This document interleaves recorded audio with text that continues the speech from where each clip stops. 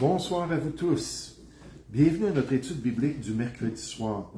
Bienvenue à notre analyse du contenu des Écritures, à un encouragement à mettre en pratique les vérités de la parole de Dieu, les vérités de notre manuel de vie. Ce soir, le sujet que nous voulons considérer est la solution pour nos querelles. La solution pour nos querelles. La parole de Dieu a beaucoup à dire concernant les querelles entre humains, les querelles entre époux et épouses, les querelles entre parents et enfants, les querelles entre frères et sœurs. Comme le prophète Michée me l'a rappelé ce matin dans ma lecture biblique lorsqu'il a dit « Car le fils outrage le père, la fille se soulève contre sa mère, la belle-fille contre sa belle-mère. Chacun a pour ennemi les gens de sa maison. » Wow! Quel désastre à l'époque de ce prophète-là. On voit ça dans Michée 7 au verset 6. Cette question particulière des querelles parcourt les pages des deux testaments et nous présente tout le potentiel de trouble dans les relations humaines. Même les Écritures vont jusqu'à affirmer que les querelles font partie intégrale de la nature corrompue de chaque homme, de chaque femme, de chaque enfant, de chaque personne. Donc ce soir, alors qu'on voit cette étude, on devrait dire, c'est pour moi aussi. Parce que dans ma nature, il y a tout le potentiel pour des querelles. Par exemple, dans Galates 5, au verset 19, on nous dit, « Or, les œuvres de la chair sont évidentes. » Les œuvres de la chair, les œuvres de notre vieille nature, les œuvres de notre corruption innée, à chacun de nous, on nous dit c'est évident. Puis au verset 20, on décrit comme manifestation de notre décadence humaine, on nous dit les querelles, qui sont une œuvre de notre vieil homme, qui font partie de notre être, au moins potentiellement.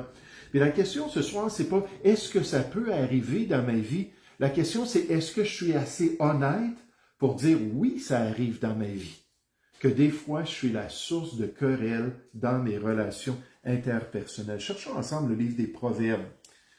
Le livre des Proverbes pour trouver une solution sage au problème des querelles dans notre vie.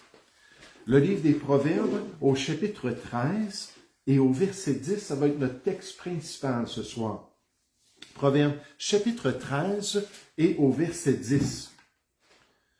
On nous dit, c'est seulement par orgueil qu'on excite des querelles. Mais la sagesse est avec ceux qui écoutent les conseils. À nouveau, c'est seulement par orgueil qu'on excite des querelles. Mais la sagesse est avec ceux qui écoutent les conseils. Ce proverbe affirme que la cause des querelles entre les individus, c'est l'orgueil. Ce texte biblique décrit l'orgueil comme la raison principale pour les tensions dans nos relations avec autrui. L'orgueil est décrit ainsi comme l'ennemi numéro 1 des bonnes relations entre humains. L'ennemi numéro 1 des bonnes relations. Et tout de suite, comme application en tant que chrétien, on devrait choisir dans notre vie une tolérance zéro pour l'orgueil. Une tolérance zéro pour l'orgueil. Un rejet complet de l'orgueil dans nos cœurs. Une haine pour tout orgueil dans nos pensées et nos désirs. Non à l'orgueil devrait être le grand dicton de l'Église de Jésus-Christ. Non à l'orgueil, alors qu'on veut marcher avec le Seigneur. Allons confirmer cette vérité qu'on retrouve dans Proverbe 13, 10 avec la révélation du Nouveau Testament. Cherchons ensemble l'Épître aux Éphésiens au chapitre 4. L'Épître aux Éphésiens au chapitre 4. Les commentateurs Jameson, Fawcett et Brown, que je cite souvent, je les aime bien, nous rappellent que l'obstination qui accompagne notre orgueil produit des querelles que les personnes bien avisées doivent éviter, alors qu'ils cherchent plutôt à faire preuve de modestie dans leurs relations. Puis là, ça m'a frappé dans ma propre vie, mais aussi comme témoignage personnel, lorsque je vois qu'il y a des personnes qui sont orgueilleuses, des personnes qui sont dures envers les autres, qui sont pas du tout enseignants, puis il y a une résistance envers la relation. Quand ils ont dit ça, l'obstination, ça m'a vraiment touché. Parce que c'est vrai des fois qu'on est obstiné. On a une idée, on a une pensée, on a une manière de voir les choses, puis là, on reste attaché à ça, même si ça brise nos relations autour de nous. Cette obstination-là de notre orgueil, c'est exactement ce qu'on voit dans le Nouveau Testament, qu'il doit y avoir une tolérance zéro de l'orgueil dans notre cœur.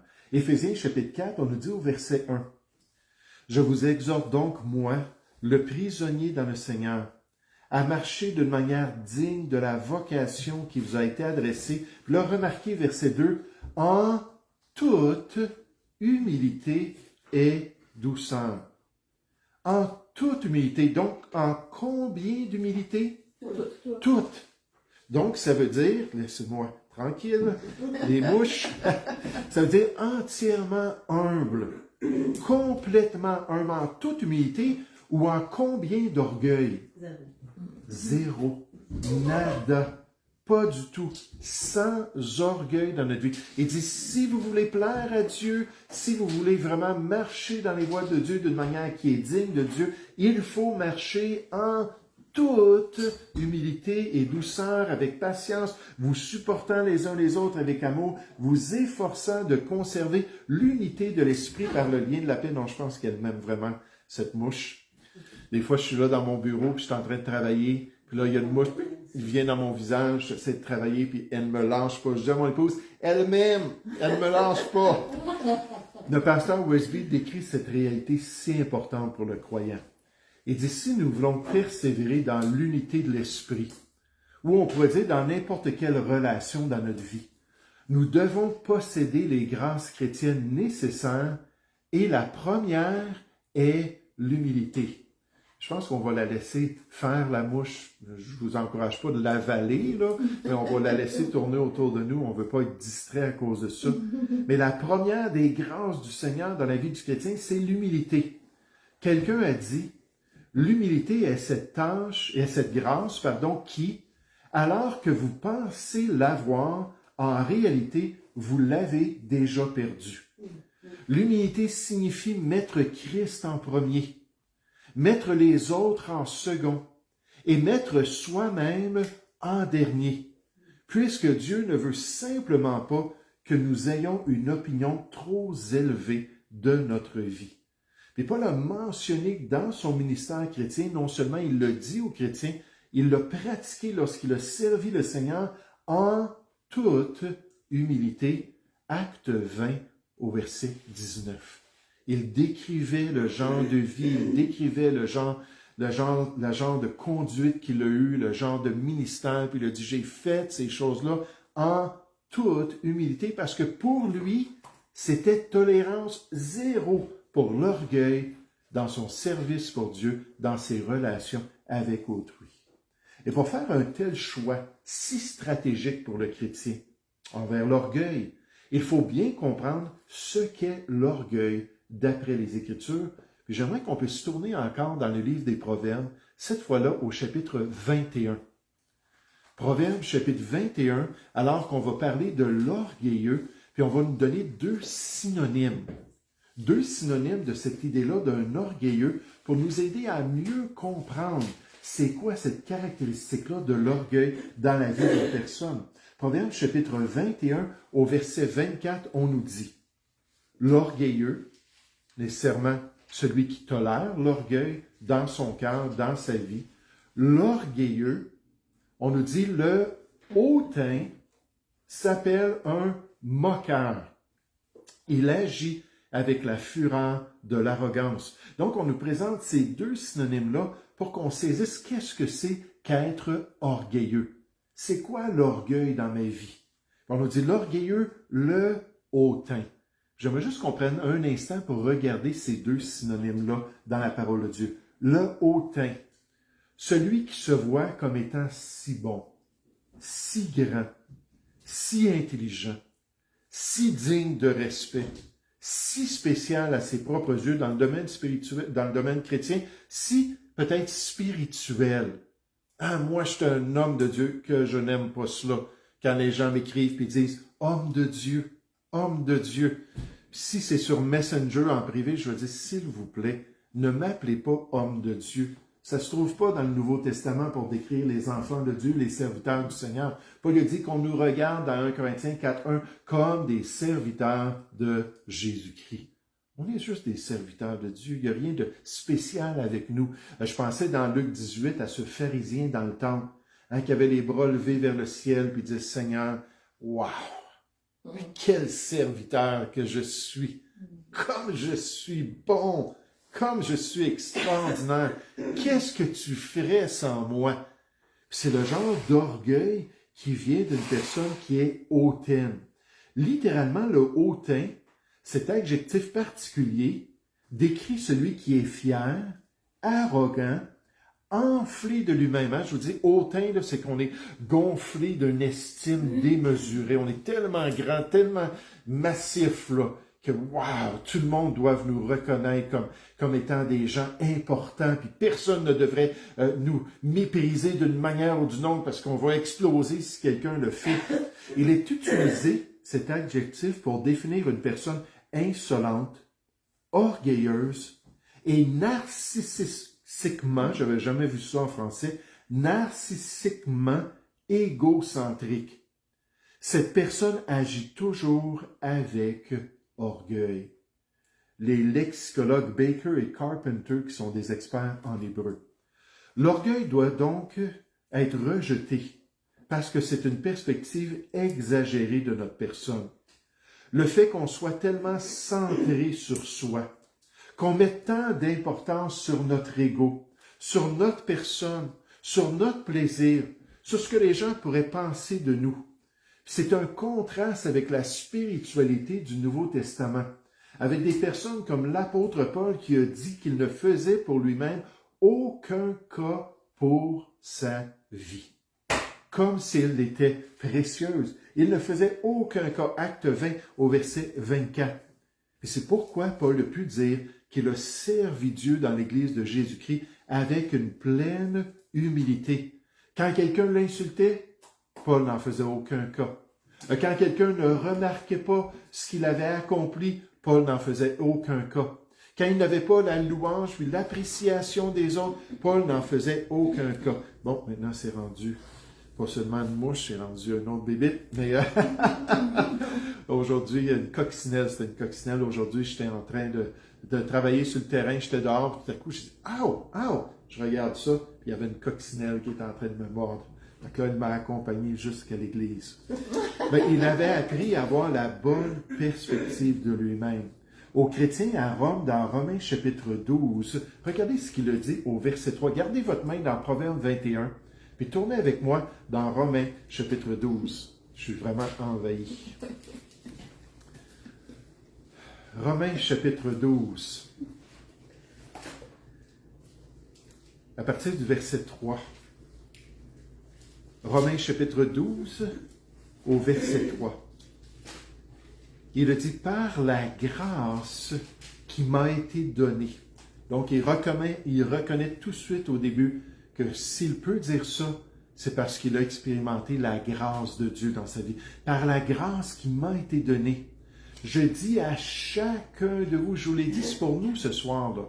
C'est pour nous quand je vous dis, là, tolérance zéro, là, puis qu'on devrait mettre de côté l'orgueil, c'est pour l'enfant de Dieu. Mais il dit, je dis à chacun de vous, de n'avoir pas de lui-même une trop haute opinion.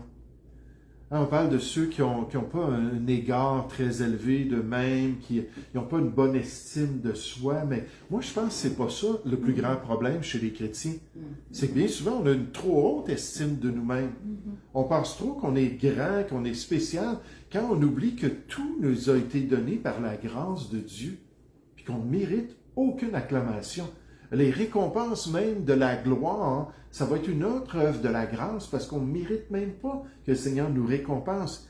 Mais de n'avoir pas de lui-même une trop haute opinion, mais de revêtir, donc c'est un choix, de revêtir des sentiments modestes, sensés, mesurés, équilibrés, selon la mesure de foi que Dieu a départie à chacun.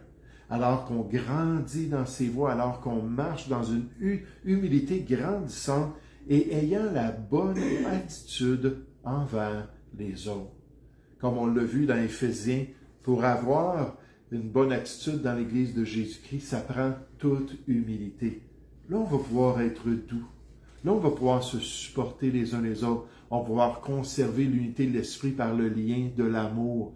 Pourquoi le lien de la paix? Pourquoi? Parce qu'on va être humble, puis on va marcher les uns avec les autres. Revenez dans Proverbe 21, puis remarquez l'autre synonyme qui est mentionné. Proverbe 21 au verset 24. Proverbe 21 au verset 24. On nous dit l'orgueilleux, le hautain, qui est rempli de lui-même, s'appelle un moqueur. Il agit avec la fureur de l'arrogance. Là, je ne peux pas m'empêcher de penser dans Jacques chapitre 3, où on parle d'un zèle amer, puis un esprit de dispute. On nous dit que ça ne vient pas, c'est pas la sagesse qui vient de Dieu, c'est la sagesse qui est charnelle, c'est la sagesse qui est mondaine, d'ici-bas, c'est la sagesse qui est même diabolique, satanique. Puis quand quelqu'un là est zélé ou est fort, il y a une arrogance, puis une fureur, puis c'est tout laid aux yeux de Dieu. Comme un vase de terre avec toutes des scories, ça nous dit dans les Proverbes. Hein, au lieu d'être un beau vase d'honneur avec toute une belle décoration digne, mais là c'est un vase de terre qui vaut pas grand-chose, puis les scories, c'est des impuretés de métaux qu'on mettrait dessus, puis là on mettrait ça sur une tablette à la maison, puis on dirait à tout le monde qui rentre dans la maison, regardez mon beau vase. Quand ça serait totalement là, ridicule. Mais là, ça nous dit que c'est un cœur mauvais et une langue qui est souillée. Puis là, la personne là, elle a cette attitude-là. Mais on nous dit qu'il s'appelle un moqueur. Qu'est-ce que c'est qu'un moqueur? Le moqueur, c'est celui qui est tellement épris de lui-même qu'il ne fait aucun cas des autres. Et qu'il n'a aucun respect pour son prochain. Nécessairement d'où naissent les querelles, n'est-ce pas? Et qui considère les autres comme des vauriens, des indignes, comme ne méritant pas son intérêt et son affection. Littéralement, un auteur nous dit, ce verbe hébreu se retrouve fréquemment dans le livre des Proverbes. Donc, quand on parle de celui qui a cette attitude-là de moquerie, qui est moqueur. Et il décrit celui qui se moque ou se vante de manière à exprimer un mépris total d'autrui. L'activité du moqueur est condamnée parmi les hommes. C'est une abomination dans la société. Et elle est contraire à la loi du Seigneur. Job et David, tous les deux, ont exprimé la douleur qui leur fut infligée par des moqueurs dans leur vie. Et ils décrivent la faim que ces moqueurs récolteront dans ce qu'ils ont semé ici-bas. Mais vraiment, c'est une attitude de mépris. Donc ce soir, ce qu'on veut retenir, c'est vraiment une tolérance zéro, non à l'orgueil. On ne veut pas être orgueilleux, on ne veut pas que l'orgueil se manifeste dans notre vie. C'est la solution à nos querelles, d'après Proverbes chapitre 13 au verset 10. C'est une manière concrète de devenir victorieux par la grâce de Dieu dans nos relations avec autrui, humblement et gentiment et doucement pour la gloire de notre Sauveur. Maintenant, j'aimerais qu'on puisse aussi considérer, en terminant ce soir, j'aimerais qu'on puisse considérer avoir une oreille pleinement attentive envers autrui. Avoir une oreille pleinement attentive envers autrui. Ce besoin de bonne communication dans nos interactions avec les autres. Cette nécessité de s'intéresser sincèrement à la perspective de notre prochain. D'entendre avec intérêt leur compréhension d'une situation, d'un problème, peut-être d'un désaccord avec vous, de chercher à comprendre leur manière de voir la question qui nous divise et qui produit des querelles, afin d'apprendre et de grandir dans notre vie personnelle, puis en tant que chrétien, dans notre marche avec Dieu. Revenez avec moi dans notre texte principal de Proverbes chapitre 13. Alors qu'ici, on fait le contraste entre l'orgueil et les querelles, puis le contraste avec celui qui a la bonne attitude, puis qui va apprendre et grandir dans les voies de Dieu. Proverbes chapitre 13, au verset 20, on nous dit « C'est seulement par orgueil qu'on excite des querelles, mais la sagesse est avec ceux qui écoutent les conseils. » Proverbe 13 au verset 10, j'ai dit 20, n'est-ce pas? Désolé. Proverbe 13 au verset 10, et c'est marqué 20 à mon écran, mais c'est le verset 10, merci. C'est seulement par orgueil qu'on excite des querelles, mais la sagesse est avec ceux qui écoutent les conseils, qui écoutent la partie adverse, qui écoutent la perspective d'autrui. Mon pasteur nous disait toujours, nous répétait cela. Il disait toujours, il y a peut-être un soupçon de vérité dans ce que les gens vous partagent. Peut-être lorsqu'ils vous reprennent, peut-être lorsqu'ils vous donnent des conseils, peut-être lorsqu'ils expriment leur perspective, peut-être qu'il y a un soupçon de vérité, peut-être qu'il y a quelque chose à apprendre. Puis au lieu d'être sa défensive, puis au lieu de réagir, ce qui est normal pour un être humain, on devrait être spirituel puis dire, Seigneur, qu'est-ce que je peux apprendre de tout cela? Est-ce qu'il y a une partie qui est vraie? Est-ce que peut-être il y a quelque chose que toi tu essaies de me montrer? L'idée de leur épouse ou de leur époux, l'idée ou l'opinion de leur enfant. Est-ce qu'ils sont prêts à écouter respectueusement et apprendre de la perspective même peut-être d'un frère ou d'une sœur en Christ? Puis avec une telle humilité du cœur, Dieu va leur permettre de grandir en sagesse et en discernement dans ses voies. Regardez au verset 18. Proverbes chapitre 13 au verset 18. Vous savez, dans les proverbes, on parle beaucoup de la réprimande. On parle beaucoup de se faire reprendre à différents niveaux. Puis on dit toujours, à chaque fois que je lis Proverbes chapitre 12, verset 1, je le sais, j'arrive le 12e jour du mois, c'est ma lecture dans Proverbes avec mon épouse, Proverbe 12 au verset 21, ça dit, celui qui aime la réprimande est sage. Puis là, je me dis, oh boy, Seigneur, comme je manque de sagesse.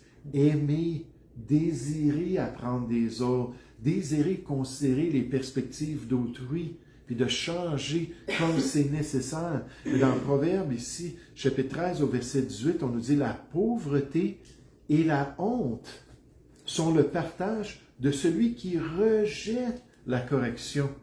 Peut-être lorsqu'il y a une certaine tension dans la relation, peut-être lorsqu'il y a des déclarations franches qui sont nécessaires, qui peuvent peut-être même fâcher notre cœur.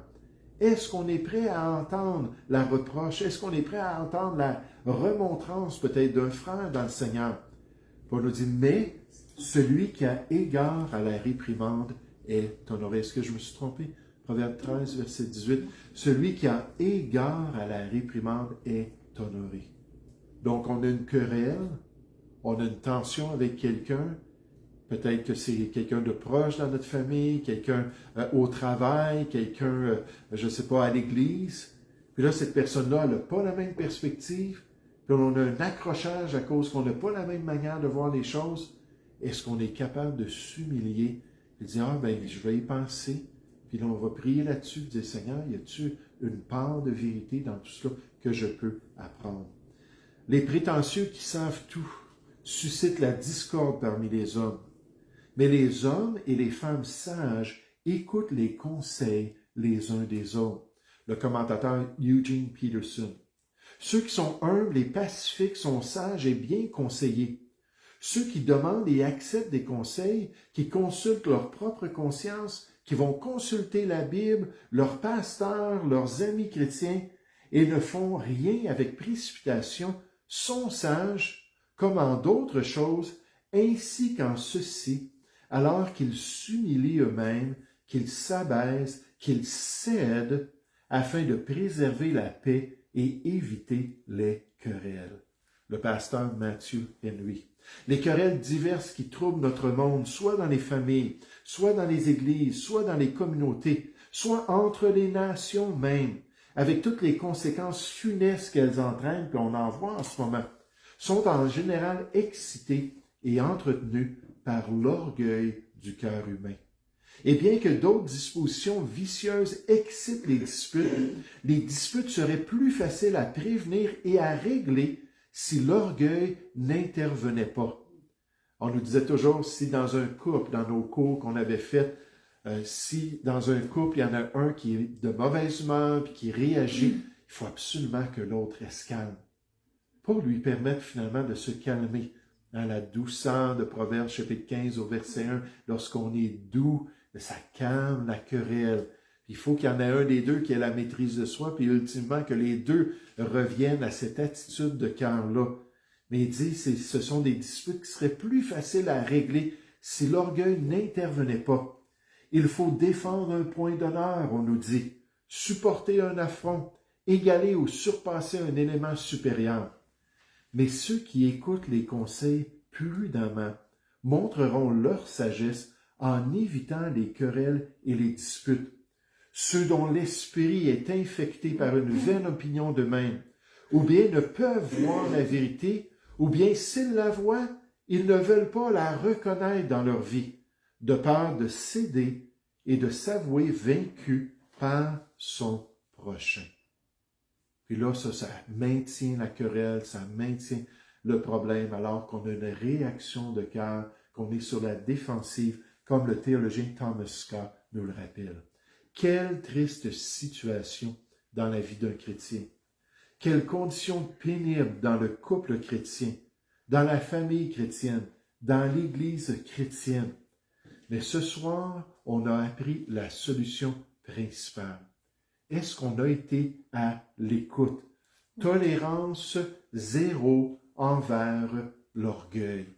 Non à l'orgueil. On doit résister par l'Esprit de Dieu, par la maîtrise de soi qui vient de la grâce de Dieu. Et ensuite, on a vu qu'il faut avoir une oreille attentive, à écouter la perspective de l'autre, être respectueux même si on demeure en désaccord, puis partir avec la bonne attitude ayant désamorcé le conflit.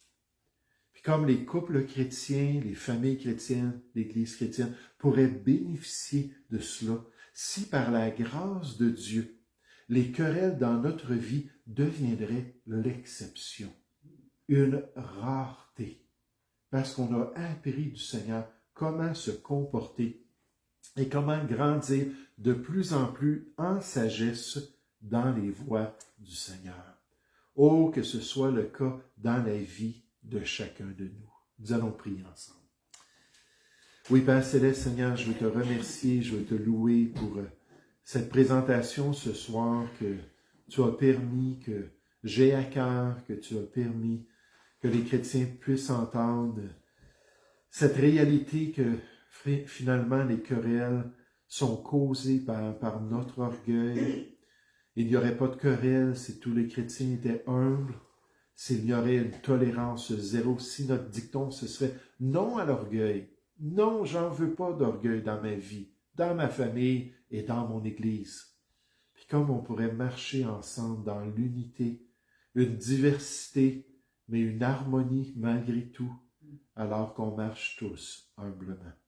Père, je te prie pour le bon berger et pour les croyants à l'Assemblée, que tu puisses nous aider à être déterminés, à faire ce choix de rejeter, Père, notre orgueil personnel, et de ne pas être hautain, de ne pas être moqueur pour détruire nos relations, mais au contraire d'être conciliant, comme la sagesse d'en haut, encore dans Jacques 3 nous dit, elle est conciliante, elle bâtit des ponts, elle développe les relations, elle fortifie ses relations interpersonnelles avec autrui. Et Seigneur, aide-nous à avoir cette attitude, nous te prions, au nom du Seigneur Jésus. Amen.